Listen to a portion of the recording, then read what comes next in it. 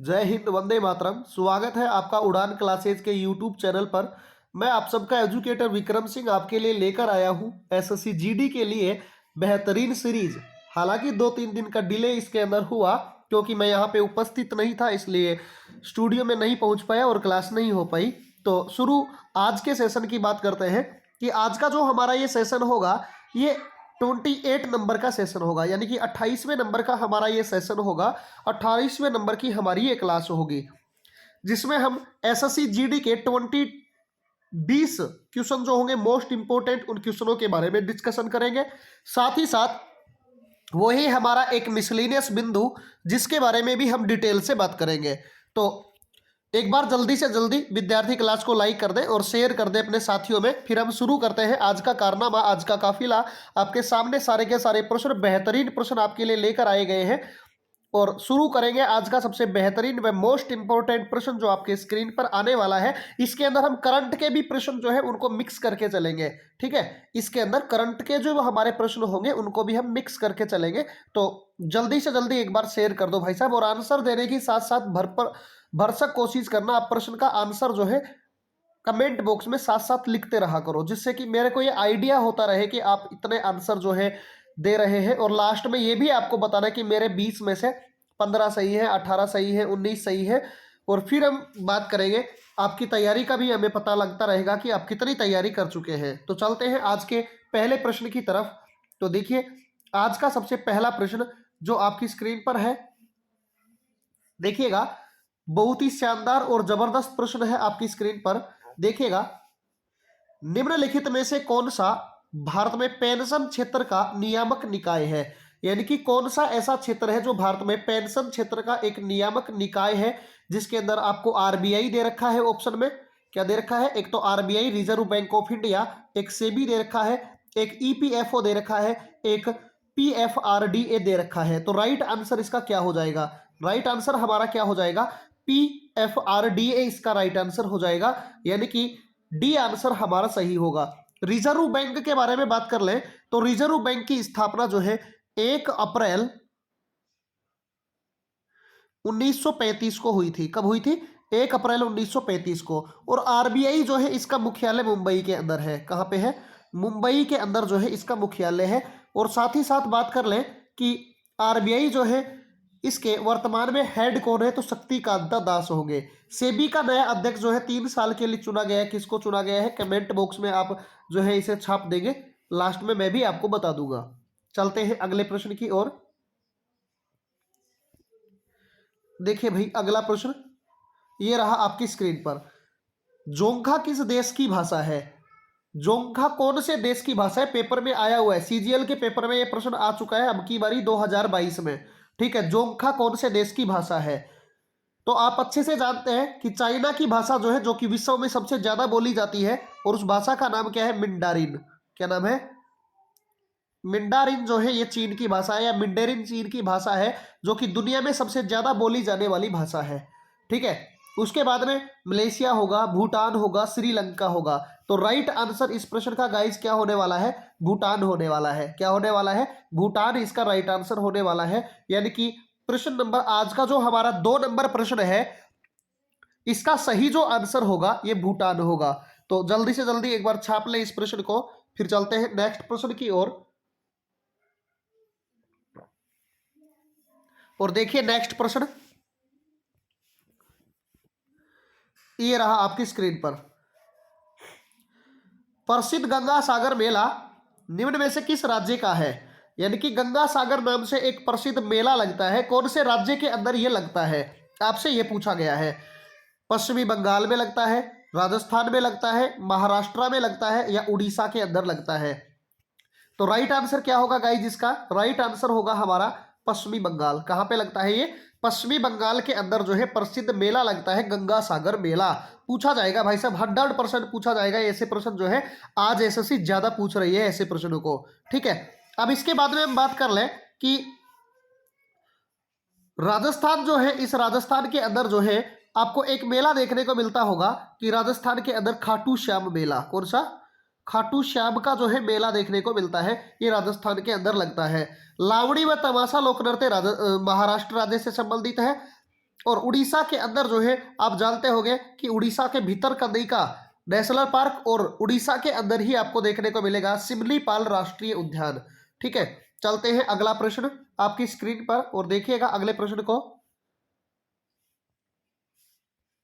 देखो भाई, बारदो छम किस राज्य का नृत्य है? बारदो छम जो नृत्य है ये कौन से राज्य का है?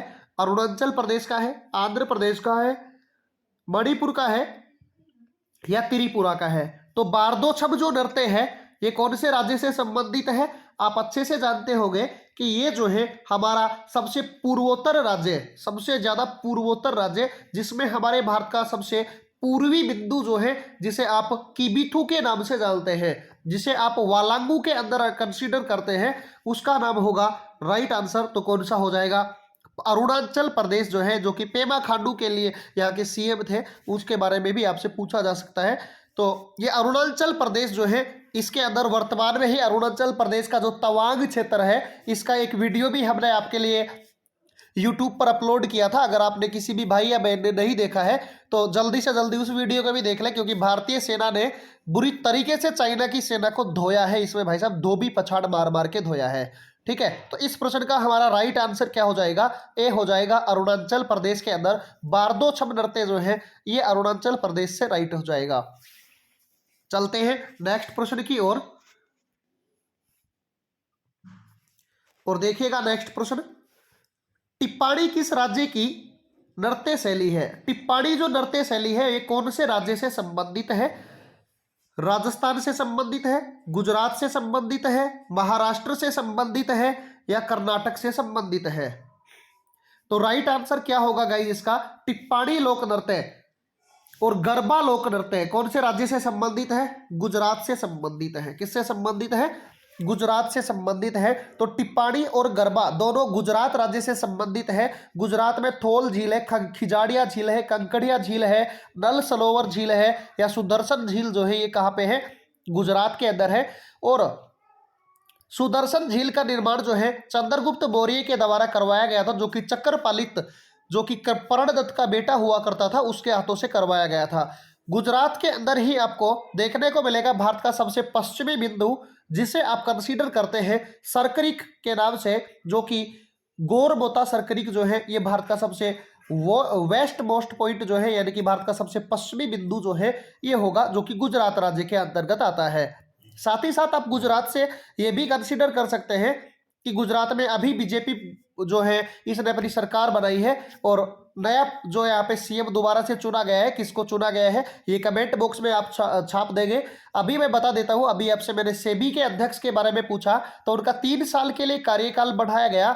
माधवीपुरी बुच जो है इसके नए जो है क्या बन चुके हैं? तो नई उसके जो है हेड बन चुके हैं। चलते हैं अगला प्रश्न आपकी स्क्रीन पर। तो गाइज एक बार जब भी जिस भी विद्यार्थी ने लाइक नहीं किया तो भाई साहब जल्दी से जल्दी एक बार लाइक कर दे सेशन को और अपने साथियों के अंदर शेयर कर दे। पर लाइक वाला एक बार आप बटन दबा दें, जिससे हमें भी थोड़ा बहुत मोटिवेशन मिलता है कि हम आपके लिए जो कर रहे हैं वो बेटर कर रहे हैं और आगे भी आपके लिए ऐसे ही करते रहें आने वाले आपके भाई व बहनों के लिए, क्योंकि अब की बार आप तो एसएससी जीडी में लगने वाले हैं भाई साहब सभी के सभी, है ना। प्रसिद्ध बोनालू त्योहार किस राज्य या निम्नलिखित में से किस राज्य से संबंधित है? बोनालू नाम का एक त्योहार मनाया जाता है और ये बोनालू त्योहार कहाँ पे मनाया जाता है? कर्नाटक में मनाया जाता है, आंध्र प्रदेश में मनाया जाता है, तेलंगाना में मनाया जाता है या केरल में मनाया जाता है? तो बोनालू जो त्योहार है ये कहाँ पे मनाया जाता है? बोनालू त्योहार तो ये मनाया जाता है कौन से राज्य में? ये मनाया जाता है हमारा तेलंगाना, इसका राइट आंसर होगा, जो कि भारत का सबसे नवीनतम जो राज्य है, जो 2 जून 2014 को भारत के 29वें राज्य के रूप में बना था, जिसकी स्थापना हुई थी। जिसकी राजधानी क्या है? तो इसकी राजधानी आपको पता है कि इसकी राजधानी क्या होगी? तो हैदराबाद जो है इसकी राजधानी होने वाली है।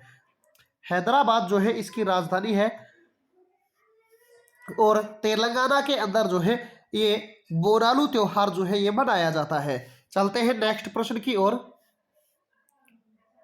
देखिए अगला प्रश्न ये रहा आपकी स्क्रीन पर। वीर सावरकर हवाई अड्डा यानी कि वीडी सावरकर अंतरराष्ट्रीय हवाई अड्डे के बारे में पूछा गया।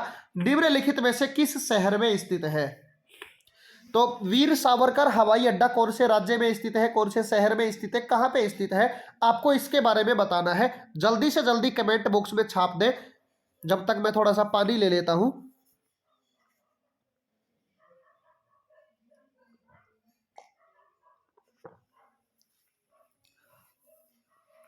तो देखिए गाइस, इस प्रश्न का हमारा सही जो आंसर होने वाला है वो क्या होगा, तो इसका राइट आंसर हो जाएगा वीडी सावरकर अंतर्राष्ट्रीय हवाई अड्डा पोर्ट ब्लेयर के अंदर है। ठीक है, कई विद्यार्थियों का मेरे पास एक कमेंट भी आया कि सर पिछले जो पीडीएफ आप जो टेलीग्राम चैनल पे, जो अपना टेलीग्राम चैनल है ना भाई, जीके भाई विक्रम सर के नाम से, किस नाम से, जीके भाई विक्रम सर के नाम से, इस टेलीग्राम चैनल पर जो हमारी पीडीएफ आती है, तो उनमें कई विद्यार्थियों का ये कमेंट था कि सर आंसर भी साथ दिया करो, जिससे क्योंकि हम उन्हें दोबारा से अगर 2-3 बार रिवाइज करें तो मान लेते हैं कि कोई ना कोई प्रश्न हमारा गलत हो जाए, तो उसको दोबारा से करेक्ट तो कर लें। इसीलिए आज से इन सभी प्रश्नों के आंसर भी आपको जो है देना शुरू हो जाएंगे। कमेंट बॉक्स में आपको ये दोबारा से जो है लिखना नहीं पड़ेगा कि आंसर नहीं, क्योंकि एक बारे में आपकी बात को जो है मान लिया गया है और आंसर आज से ही आपको इस पीडीएफ के साथ साथ मिलना शुरू हो जाएंगे। ठीक है, तो देखते हैं अगले प्रश्न की ओर चलते हैं। अब एक चीज और देख लेना, ये जो वीडी सावरकर, विनायक दामोदर सावरकर, सॉरी, जो अंतर्राष्ट्रीय हवाई अड्डा है, ये जो हमारा अंडमान निकोबार जो एक केंद्र शासित प्रदेश है, एक हमारा यूटी है, उसकी राजधानी पोर्ट ब्लेयर के अंतर्गत आता है। अब ये पोर्ट ब्लेयर के अंदर यहीं पे आपको एक चीज और देखने को मिलेगी, काला पानी जेल। ठीक है, काला पानी की जो सजा होती थी वो काला पानी जेल जो है वो कहाँ पे मिलेगी, तो वो आपको मिलेगी कौन से जगह पर, अंडमान निकोबार के पोर्ट ब्लेयर में। अभी यहाँ पे अंडमान निकोबार के अंदर कुछ एक बंदर यानी कि छोटे छोटे द्वीप है, उनका नाम चेंज कर दिया गया है। एक हैवलोकन द्वीप था जिसका नाम कर दिया गया सुषमा स्वराज के नाम पर स्वराज द्वीप। एक रोस द्वीप था जिसका नाम सुभाष चंद्र बोस द्वीप कर दिया गया, और एक और था जिसका नाम था नील द्वीप, जिसका नाम शहीदी द्वीप कर दिया गया।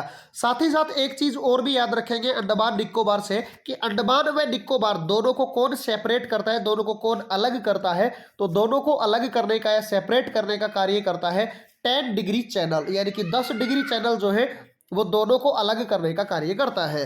चलते हैं नेक्स्ट प्रश्न की ओर। देखिए अगला प्रश्न आपकी स्क्रीन पर, और अगला प्रश्न है, पर्यटन मंत्रालय के वर्तमान कैबिनेट मंत्री कौन है।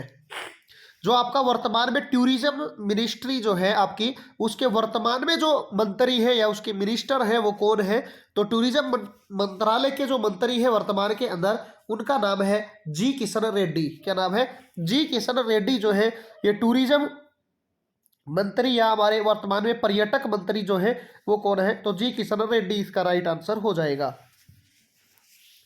अगला प्रश्न देखिए, और अगला प्रश्न ये रहा आपकी स्क्रीन पर, राष्ट्रीय सीमा शुल्क और जीएसटी संग्रहालय कहां पर स्थित है। राष्ट्रीय सीमा शुल्क और जीएसटी संग्रहालय कहां पर स्थित है, बहुत ही शानदार प्रश्न है। एक बात तो मैं आपको ये बता देता हूं कि जो जीएसटी है भाई साहब, यहां से प्रश्न पेपर में जरूर आएगा। एक तो सबसे पहले बात करें भारत में जीएसटी डे कब मनाया जाता है, तो 1 जुलाई को मनाया जाता है। कब मनाया जाता है, 1 जुलाई को जो है भारत में क्या मनाया जाता है, 1 जुलाई को जीएसटी डे मनाया जाता है, क्योंकि 1 जुलाई 2017 को भारत में किसकी शुरुआत हुई थी, जीएसटी की शुरुआत हुई थी। और जीएसटी जो है विजय केलकर समिति की सिफारिश पर लाई गई थी। कौन सी समिति, विजय केलकर समिति की सिफारिश पर जो है भारत में कनाडा के अनुरूप जीएसटी लगाई गई थी। अगर आपसे प्रश्न ये पूछ लिया जाए कि विश्व में सबसे ज्यादा जीएसटी, सबसे ज्यादा जो जीएसटी जो है वो कहां पे वसूली जाती है, तो वो हमारे इंडिया में वसूली जाती है। कितनी, 28% जीएसटी जो है हमारा इंडिया वसूलता है, जो कि विश्व में सबसे ज्यादा जीएसटी जो है वसूलने वाला देश है। साथ ही साथ आपको ये पूछ लिया जाए इनका संग्रहालय कहाँ पे है, तो इनका संग्रहालय आपसे पूछा गया जीएसटी व सीमा शुल्क का, तो ये कौन सी जगह पे होगा, ये इसका राइट आंसर हो जाएगा गोवा। क्या हो जाएगा, गोवा इसका राइट आंसर हो जाएगा। चलते हैं नेक्स्ट प्रश्न की ओर, और अगला प्रश्न देखिएगा ध्यान से, बेहतरीन प्रश्न है। निम्नलिखित में से कौन सा बंदरगाह तमिलनाडु में स्थित नहीं है? कौन सा एक ऐसा पोर्ट है जो कि तमिलनाडु में स्थित नहीं है? Tuticorin port, Ennore port, Nagapattinam port, Pattinam port या मैंगलोर पोर्ट? तो आपको ये क्लियर हो रहा है कि राइट आंसर इसका क्या होने वाला है। तो राइट आंसर इसका गाइस होने वाला है क्या? मैंगलोर पोर्ट। कौन सा पोर्ट? मैंगलोर जो पोर्ट है इसका राइट आंसर होने वाला है। मैंगलोर पोर्ट जो है ये आपको कर्नाटक राज्य के अंदर जो है देखने को मिलेगा। कहाँ पे देखने को मिलेगा? कर्नाटक राज्य के अंदर जो है आपको ये देखने को मिलेगा मैंगलोर पोर्ट। तो राइट आंसर इसका क्या हो जाएगा? राइट आंसर हो जाएगा डी। चलते हैं नेक्स्ट प्रश्न की ओर। देखिए भाई अगला प्रश्न आपकी स्क्रीन पर शानदार व लाजवाब प्रश्न पहुंच चुका है। आंसर देने की कोशिश करें आप। सर्बिया में भारत के राजदूत के रूप में किसे नियुक्त किया गया है? 2022 का करंट का क्वेश्चन है, क्योंकि मैंने अभी आपको बता दिया था कि करंट अफेयर्स के प्रश्न भी इसमें साथ साथ शामिल करके जो है आपसे पूछे जाएंगे। तो सर्बिया में भारत के जो है वर्तमान में नए राजदूत के रूप में किसको जो है या किसे बनाया गया है? तो राइट आंसर क्या होने वाला है इसका? जल्दी से जल्दी कमेंट बॉक्स में आप छाप दें।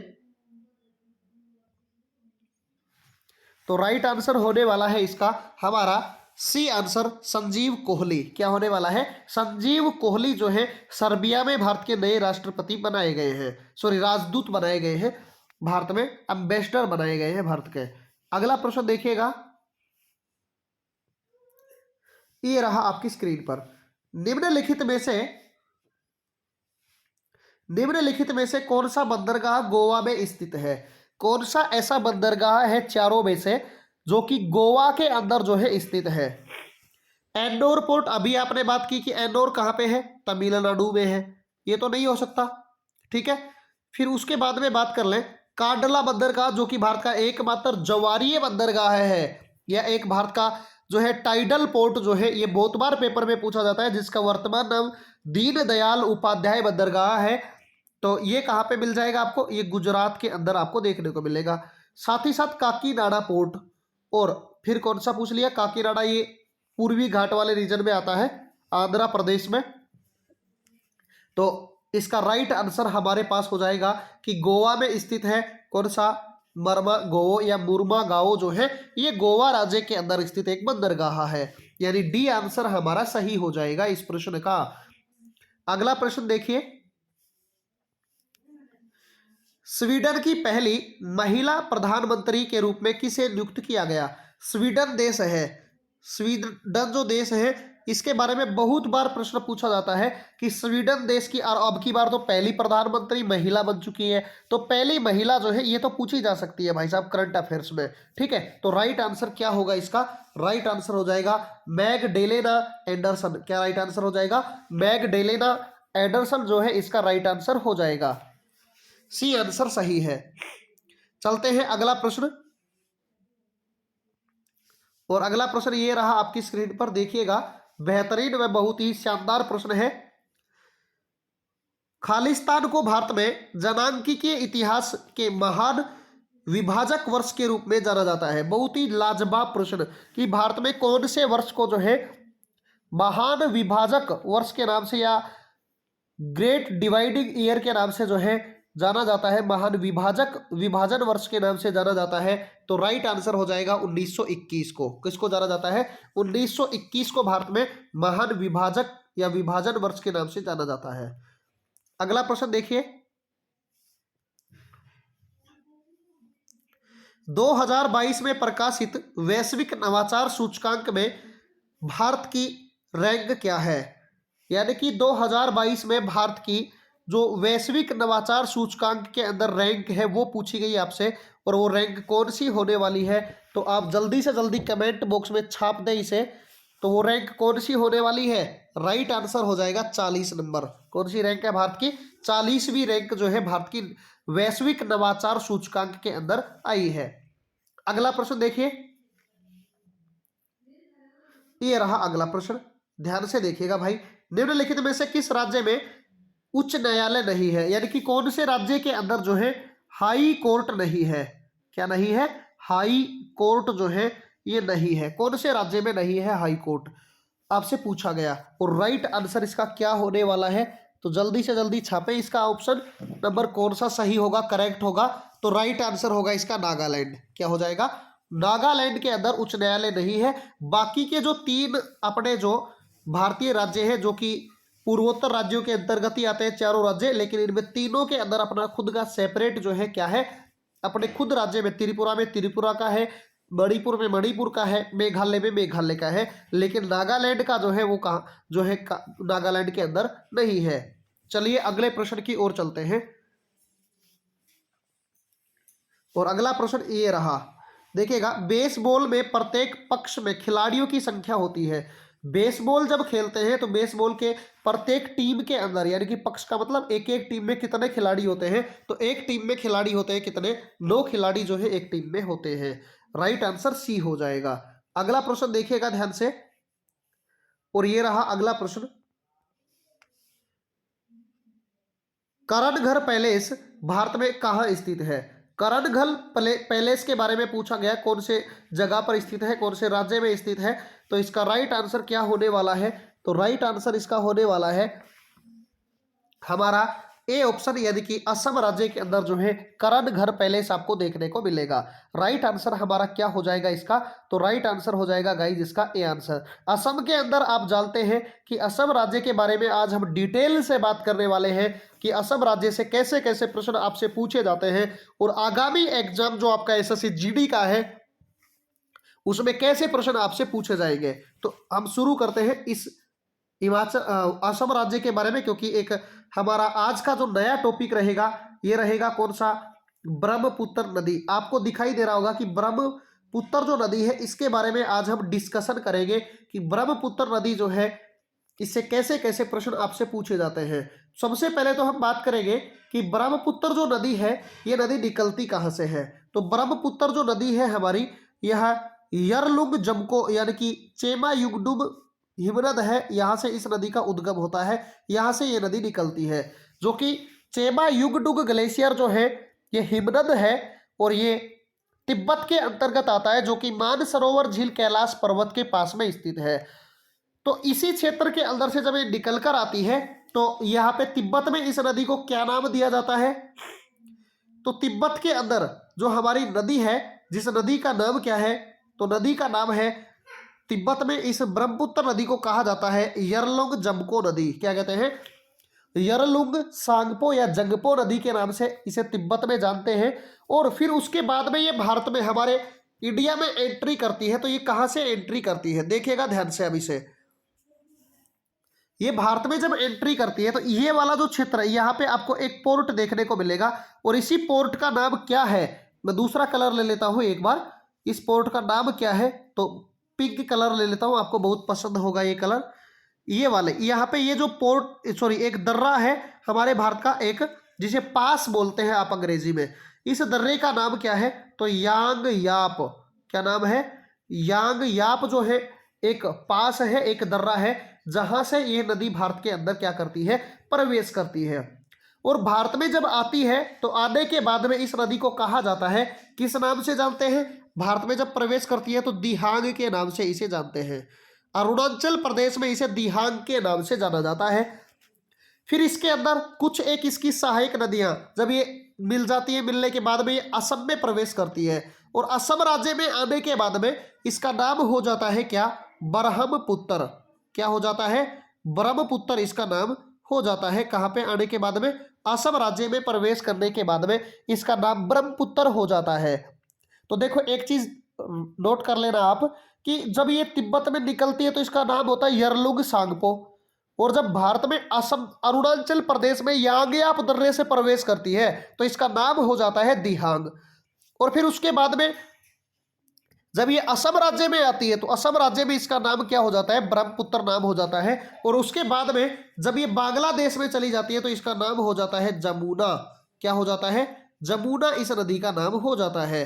तो इतने सारे नाम हैं, आपको ब्रह्मपुत्र नदी के नाम याद रखने हैं। इसके बाद में हम बात करते हैं आगे इस नदी के बारे में। तो देखिएगा इसमें कौन कौन सी इसकी ट्रिब्यूटरियां, इसकी सहायक नदियां जो है इसमें आकर के मिलती है। ध्यान पूर्वक देखिएगा आप लोग, और देखना ध्यान से। देखो एक इसकी ट्रिब्यूटरी जिसका नाम है दिहांग के नाम से आकर मिलती है इसमें, एक इसमें दिबांग आकर मिलती है, लोहित नदी आकर के मिलती है। अब लोहित नदी से बहुत बार पेपर में आता है कि लोहित नदी जयालछू पहाड़ी से निकल कर आती है, और जयालछू पहाड़ी से निकल कर के आती है। जिसी नदी के ऊपर क्या बना हुआ है, एक पुल बना हुआ है, जिस पुल का नाम क्या है, भूपेन हजारिका ब्रिज।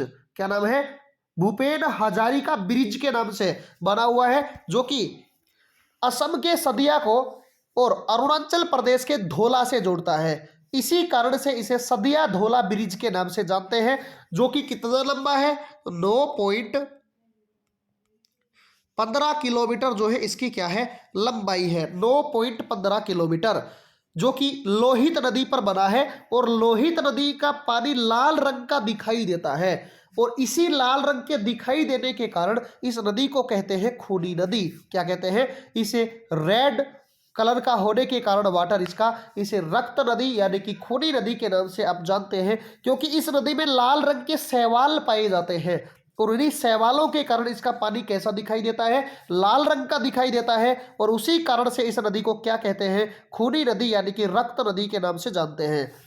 फिर उसके बाद में इस नदी के अंदर इसकी और भी सहायक नदियां जो है इसके अंदर आकर मिलती हैं, जिसके अंदर एक इसकी सुबनसिरी सहायक नदी, ये रही सुबनसिरी, जो कि इसकी एक मुख्य सहायक नदियों में कंसीडर की जाती है। और एक फिर इसकी नदी है, इधर से ही आती है, कामेंग, जो कि ब्रह्मपुत्र के अंदर आकर के असम के अंदर मिलती है। और एक नदी धनसिरी, जो कि नागालैंड से निकलती है, और नागालैंड से निकलने के बाद में इसमें जाकर के मिलती है जापोवा की पहाड़ियों से निकलती है, जो कि धनसिरी नदी है। उसके बाद में इस नदी के ऊपर एक ब्रिज और भी बना हुआ है। मैं थोड़ा सा आपको बता दूं कि इस नदी के ऊपर कौन सा ब्रिज बना हुआ है, तो देख लीजिएगा कि इस नदी के ऊपर यहाँ पे एक ब्रिज बना हुआ है, और इसी ब्रिज का नाम क्या है, तो इसे आप कहते हैं बोगी बील।